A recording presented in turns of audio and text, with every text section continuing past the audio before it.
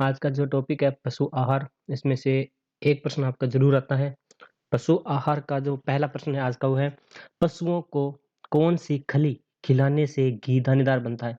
खली का मतलब होता है जो खड़ होती है ना खड़, उसको कहते हैं खड़ी, खड़, ठीक है? तो कौन-सा होता है, कौन-सी खड़ खिलाने से उसका जो घी है वो दानेदार बनता है? तो ऑप्शन है बिनोला की खड़, कुसुम की खड़, अरंडी की खड़ या सरसों की खड़। तो कौन-सी खड़ खिलाने से जो है पशु का घी दानेदार बनता है, रवेदार बनता है? तो ऑप्शन हो जाएगा बिनोला की खल। आगे है भूसा, खली तथा दाने में शुष्क पदार्थ पाया जाता है। कितने प्रतिशत पाया जाता है?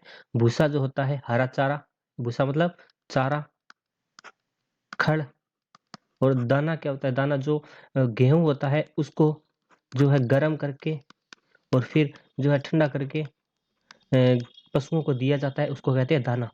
में शुष्क पदार्थ कितना होता है? कितना पदार्थ जो है तो उसमें शुष्क पदार्थ होता है। तो उसका आंसर हो जाएगा आपका 45 45% जो होता है वो शुष्क पदार्थ पाया जाता है। आगे है सामान्यतः पशुओं को दूध उत्पादन, प्रजनन, ऊन उत्पादन एवं मांस उत्पादन के लिए सा जो है वो राशन दिया जाता है? कौन सा राशन दिया जाता है? संतुलित आहार के समान, संतुलित आहार से कम, संतुलित आहार से अधिक या उपयुक्त में से कोई नहीं। सामान्यतः पशुओं को दूध उत्पादन के लिए, प्रजनन के लिए, ऊन उत्पादन के लिए, मांस उत्पादन के लिए राशन दिया जाता है। कितना राशन देंगे उसको? उसको देंगे जो संतुलित आहार से जो है वो अधिक जो है देंगे। Option C. आगे है ऐसा पशु आहार जिसमें 18% से अधिक कच्चा रेशा पाया जाता है कहलाता है? ऐसा पशु आहार जिसमें 18% से अधिक कच्चा रेशा पाया जाता है, क्या कहलाता है? उसको कहते हैं चारा। चारे के अंदर क्या होता है? 18% से कम जो है ऐसे सॉरी अधिक कच्चा रेशा पाया जाता है।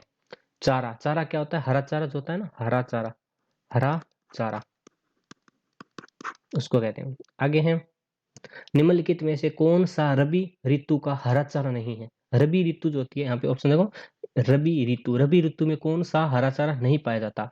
लोबिया का, बरसीम का, लहसुन का या सेंजी का? ये जो होते हैं वो लगभग हर जगह पाए जाते हैं, हर खेत में होते हैं ये। जो हरा चारा होता है गाय पशुओं को देने के लिए लाया जाता है।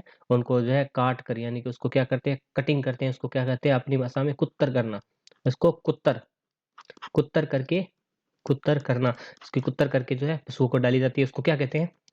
लोबिया का चारा, जो कि रबी ऋतु में नहीं पाया जाता। कौन सा? लोबिया का। आगे है प्रतिशत से कम प्रोटीन वाले, कितने? 18% से कम प्रोटीन वाले दाने किस श्रेणी में आते हैं? 18% से कम प्रोटीन वाले दाने किस श्रेणी में आते हैं? प्रोटीन क्या हो? 18% से कम होना चाहिए उसमें। तो अधिक ऊर्जा वाले, मध्यम ऊर्जा वाले, कम ऊर्जा वाले या डी उपयुक्त सभी। तो क्या हो जाएंगे उसमें? ए अधिक ऊर्जा वाले दाने। उसमें अधिक ऊर्जा वाले दाने होते हैं अगर जिसमें प्रोटीन जो 18% से कम प्रोटीन होगा तो उसमें अधिक ऊर्जा वाला दाना कहलाता है। दाना मतलब जो आपका गेहूं वगैरह जो होता है वो गर्म करके फिर ठंडा करके दिया जाता है उसको कहते हैं। आगे है हड्डियों का चूरा अच्छा स्रोत है। हड्डियों का चूरा कैल्शियम और आगे 4% वसा वाले दुधारू गाय के प्रति लीटर दूध उत्पादन का टीडीएन दिया जाता है। 4% वसा वाले दुधारू गाय के प्रति जो है लीटर दूध उत्पादन पर, प्रति लीटर मतलब 1 लीटर दूध उत्पादन पर टीडीएन दिया जाता है। कितना? 0.0319 किलोग्राम, 0.319 किलोग्राम, 1.139 किलोग्राम, 3.19 किलोग्राम। तो उसका ऑप्शन क्या हो जाएगा? ए 0.039 किलोग्राम। ये बी जो है वो इस ऑप्शन का यहाँ आ गया तो इसको कट कर दो। आगे है भेड़ों में ऊन उत्पादन के लिए नाइट्रोजन और सल्फर का अनुपात होता है। भेड़ों में जब ऊन प्राप्त की जाती है उसमें नाइट्रोजन और सल्फर का अनुपात जो होता है वो कितना होता है? 20:1, 10:1, 1:25 या 1:10। तो इसका राइट आंसर क्या हो जाएगा? 10:1 बी। आगे है निम्नलिखित में से कौन सा आहारिक जो है रोग नहीं है, सॉरी, निम्नलिखित में से कौन सा आहारिक रोग नहीं है? ट्राइकोमोनियसिस जो रोग है वो आहारिक रोग नहीं है। आगे है, रोमांथी पशु के प्रथम अमाशय में पीएच अधिकतम सामान्य 6.7 स्थिर रहने पर, रोमांथी पशु के प्रथम अमाशय में पीएच अधिकतम सामान्य 6.7 स्थिर रहने पर एसिटिक अम्ल अधिक बनेगा, प्रोपियोनिक अम्ल अधिक बनेगा, वेलेरिक अम्ल अधिक बनेगा, या ब्यूटाराइक अम्ल जो है वो अधिक बनेगा? तो इसमें एसिटिक अम्ल अधिक बनेगा।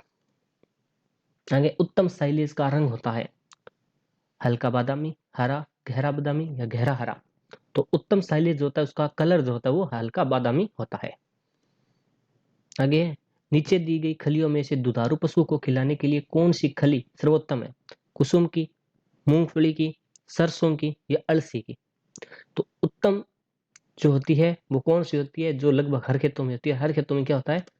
मूंगफली की खेती जो बीकानेर साइड में ज्यादातर पाई जाती है, मूंगफली की खली, जो मूंगफली का हरा चारा होता है वो, जिसको नीरा बोलते हैं। भारत में सुकुरों के लिए सर्वप्रथम खाद्य मानक तैयार किए।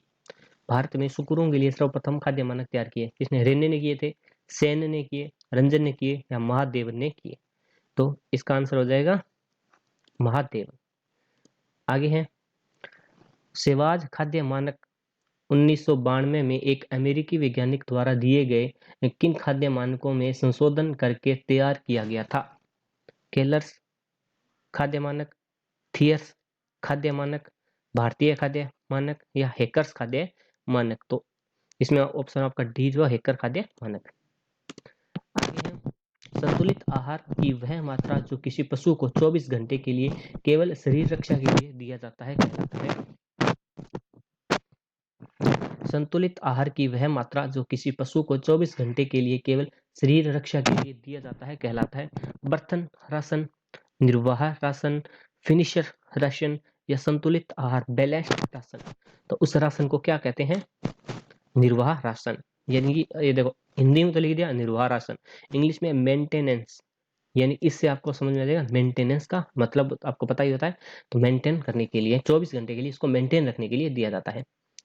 और लास्ट प्रश्न है, गाय भैंस की नाड़ी की गति निम्न में से कौन सी धमनी द्वारा ज्ञात किया जाता है?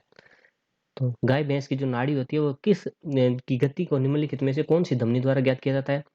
मैक्सिलरी ध्वनि, फेमोरल ध्वनि, कोक्सीजियल ध्वनि या इनमें से कोई नहीं? तो इसको कहते हैं क्लासिजियल ध्वनि, जो सी से सही है। चैनल को सब्सक्राइब कर लें, लाइक कर लें, और प्रश्न आपको यहाँ पे मिलते रहेंगे। धन्यवाद।